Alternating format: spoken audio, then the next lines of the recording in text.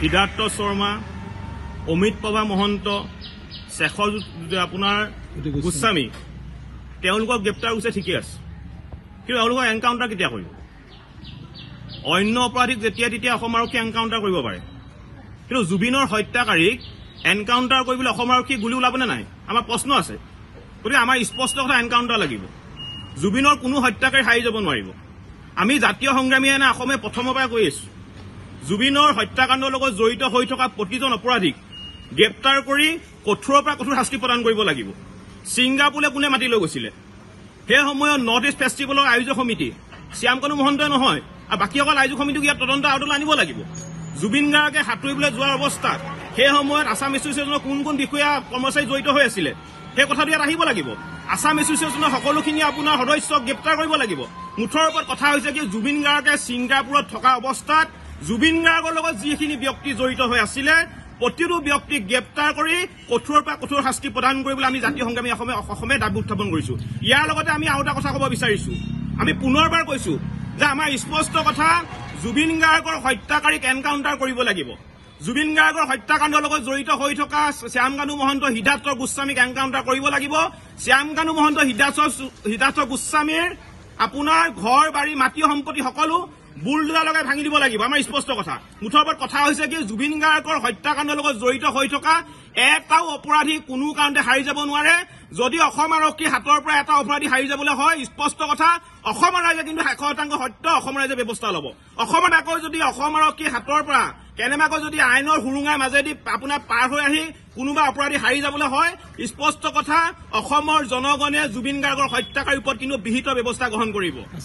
আমাৰ জাতীয় সংগ্ৰামী অসমে প্ৰথমবাৰ কৈ আহিছো যে আছাম এছ'চিয়েশ্যনৰ সেই সময়ত যিসকল ব্যক্তি জড়িত হৈ আছিলে প্ৰতিজন ব্যক্তিক অসম আৰক্ষীয়ে গ্ৰেপ্তাৰ কৰিব লাগিব। গ্ৰেপ্তাৰ কৰি কঠোৰৰ পৰা কঠোৰ শাস্তি প্ৰদান কৰিব লাগিব। প্ৰয়োজনত তেওঁলোকক এনকাউণ্টাৰ কৰিব লাগিব। কাৰণ আজি এওঁলোকৰ অৱহেলাৰ কাৰণে, এওঁলোকৰ দুৰ্নীতিৰ কাৰণে, এওঁলোকৰ আপোনাৰ গোটেই ব্যৱস্থাটো এওঁলোকে বেয়া ধৰণে কৰাৰ কাৰণে, এওঁলোকৰ অমনোযোগিতাৰ কাৰণে আজি কিন্তু আমি অসমৰ আমাৰ হিয়া নামতো জুবিন গাৰ্গক হেৰুৱাবলগীয়া হ'ল। এওঁলোকৰ কাৰণে আমাৰ অসমৰ হিয়া নামতো জুবিন গাৰ্গক হেৰুৱালো, আৰু জুবিন গাৰ্গ কেতিয়াও আমাৰ মাজলৈ ঘূৰি নাহে। গতিকে আমাৰ স্পষ্ট কথা, জুবিন গাৰ্গ হত্যাকাণ্ডৰ লগত জড়িত হৈ থকা প্ৰতিজন ব্যক্তিক কঠোৰৰ পৰা কঠোৰ শাস্তি প্ৰদান কৰিব লাগিব।